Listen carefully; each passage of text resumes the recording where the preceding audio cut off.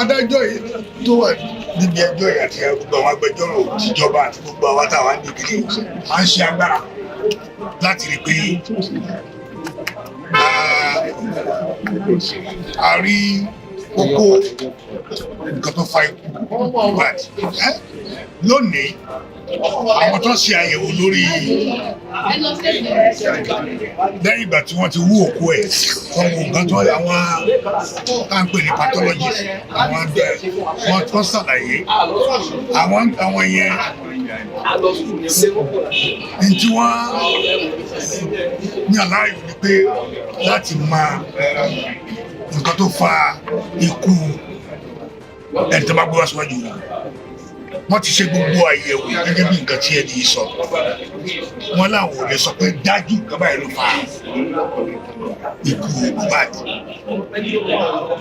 wọ́n ní kò sí àwọn ò lè sọ pé nǹkan báyìí bóyá nìkan ní wọ́n poison ẹni o bóyá wọ́n stab ẹni o bóyá ikú yìí ikú Ọlọ́run o àbí ikú tó wà natural àwọn ò lè sọ.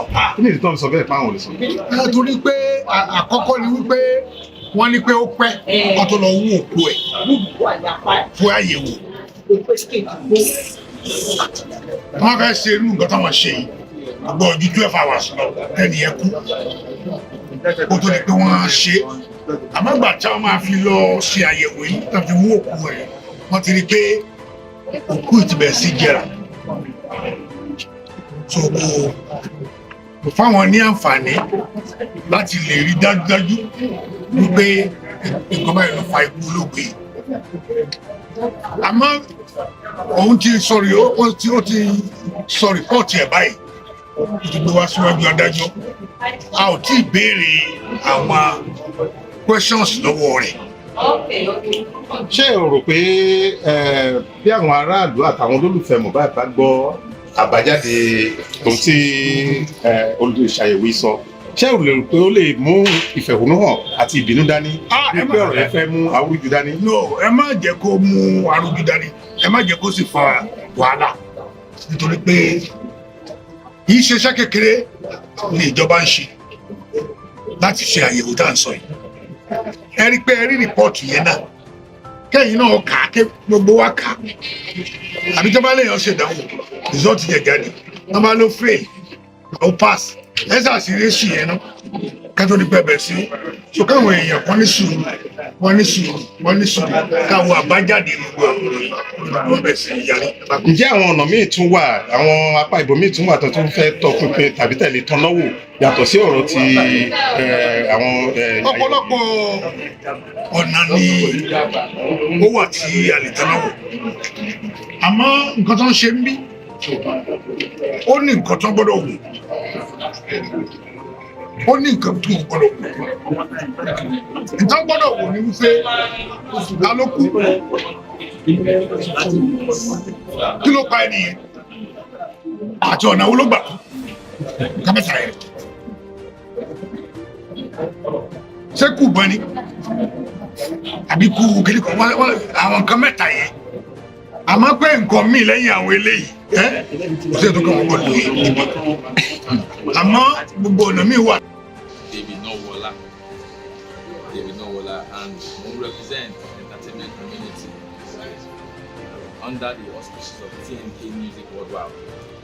báwo lẹ ṣe rí ìgbẹ́jọ́ tó ní ìsìn ló wáyé báwo ló ṣe lọ sí. First off a ní witnesses méjì wọ́n wá sí court lẹ́nu and first off court was able to take that of evidence of Prime Boy. He gave his whole evidence gbogbo nǹkan tó ń mọ̀ nípa matter yẹn gave it, which is very helpful towards the role of the coroner inquest court, towards the fact-finding role of the coroner inquest court. Then also, most important, the much-awaited pathologist and the autopsy report came up today, and were able to shed light. Pathologist was able to shed light on the report itself. Albeit the report was death unascertained. However, one thing that was noted is the fact that the death was unascertained because of the level of decomposition that had happened.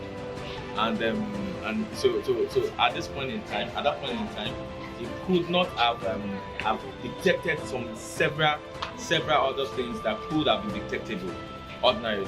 So, but as it stands, it doesn't mean that the role of the coroner inquest court has expired, because the autopsy report was supposed to be one of the several other evidence that would help the court in its fact-finding role. So we have other evidence, oral evidence of other respondents, and these are things that will be considered and will be analyzed by the court. That's a move verdict to a combo nínú matter. Nípa wo lẹ rò pé irú àbọ̀ ìwádìí tí ẹni tó ṣàyẹ̀wò sí òkú yẹn, àbọ̀ ìwádìí tó mú wáyé tó ní wọn ò rí kókó ohun tó pa Mohbad, nípa wo lẹ rò pé máa ní lórí àwọn olólùfẹ́ Mohbad, àwọn ọ̀dọ́ àtàràlù tí wọ́n retí ìdájọ́ òdodo lórí ikú yìí? No, unfortunately, the fact that remains that it has not been compromised.